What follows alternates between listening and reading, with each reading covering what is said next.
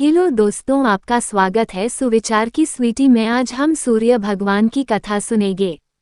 ब्राह्मण था, वह सूरज भगवान का भक्त था। नहाता धोता, कहानी कहता था, पर कमाता कुछ भी नहीं था। ब्राह्मण घर में रहता तो ब्रह्मणी बार बार कमाने के लिए परेशान करती। बाहर कहीं जाता तो अड़ोसी पड़ोसी भी उसे निकम्मा कहकर अपमानित करते। अतः एक दिन वो नहा धोकर अपने पूजन की सामग्री लेकर वह जंगल में चला गया।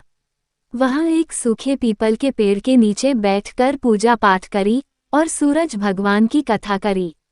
वहां पीपल के पास एक सूखा सा तालाब भी था, उसमें थोड़ा सा ही पानी था।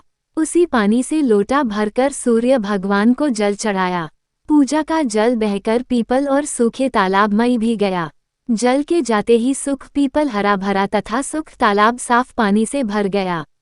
उस जल में सूर्य भगवान दिखाई देने लगे और कहने लगे, ब्राह्मण मांग, तू क्या मांगता है? ब्राह्मण ने सुना तो यो घबरा गया, सोचने लगा, लगता है पीपल में कोई भूत रहता है। रोज जब वह पूजा करता तभी आवाज आती। सुनकर वह चिंता के कारण दुबला होने लगा। ब्राह्मणी कभी कभी ब्राह्मण से मिलने जंगल आती थी। उसने ब्राह्मण से पूछा, आप दिन प्रतिदिन दुबले क्यों हुए जा रहे हैं? तब ब्राह्मण ने सारा हाल बताया। तब ब्राह्मणी ने कहा कि आपके के बाद ही आवाज आती है ना? मुझे तो लगता है कि सूरज भगवान स्वयं आते हैं। इस बार जब आवाज आए तो तुम सब कुछ मांग लेना। ब्राह्मण ने बोला, कैसे मांगूं? ज्यादा कुछ कहना होगा तो मैं भूल जाऊंगा। कोई ऐसी तरकीब बताओ जिससे कम शब्दों में ज्यादा सा मिल जाए। ब्राह्मणी ने कहा, तुम इस प्रकार कहना, 9 खंडे महल के अंदर सोने के पालने में पड़पोते को दास दासियों द्वारा खिलाते अपनी आंखों से देखूं। इस प्रकार लंबी उम्र, महल, बेटे पोते, पड़पोते और धन सब मिल जाएगा।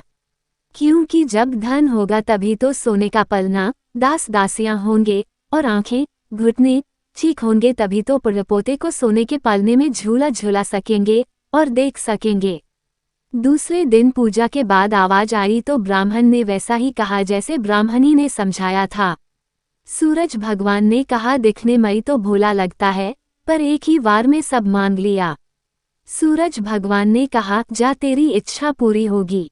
ब्राह्मण जंगल से घर आया तो देखा कि उसकी टूटी हुई झोपड़ी की जगह एक 9 खंडा महल खड़ा है। दास दासी आ जा रहे थे। ब्राह्मण ने उनसे कहा, यहाँ मेरी झोपड़ी और बुई ब्रह्मणी थी, कहा गई।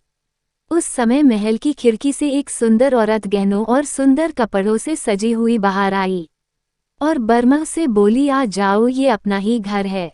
सूरज भगवान ने तुम्हारी मनोकामना पूर्ण कर दी। ब्राह्मण ने कहा, हम इतने धन का क्या करेंगे?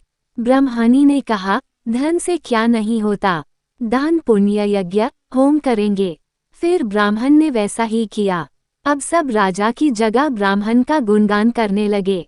राजा ने ये सब सुनकर ब्राह्मण को बुलवाया और पूछा, कल तक तो आपको खाना भी नहीं मिलता था, आज ये धन कहाँ से आ गया?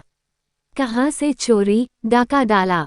ब्राह्मण ने कहा कि ये सब तो सूर्य भगवान की कृपा है और सारी कहानी बता दी। राजा ने कहा, मेरे पुत्र नहीं है तो मुझे क्या करना चाहिए? ब्राह्मण ने राजा को सूर्य भगवान की पूजा की विधि बताई। राजा ने वैसा ही किया, यो उसके पुत्र हो गया। सब लोग सूर्य भगवान की जय बोलने लगे। हे सूर्य भगवान, जैसे ब्राह्मण और राजा की मनोकामना पूर्ण की, वैसी सबकी करना।